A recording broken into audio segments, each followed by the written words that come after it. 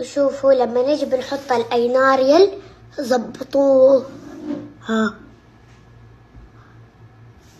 خلاص كتري كتري على قد ما تقدري يابا.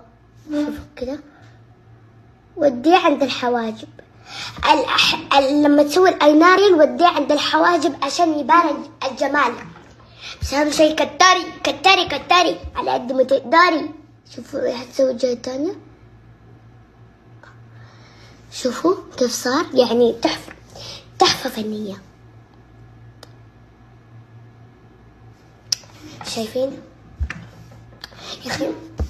ايش اقول اني انا فانشستر عشان ما حد يقدر يسوي زيي، عشان انا فانشستر ولازم كلهم يتعلموا مني. بعدين حنوصل عند يا رب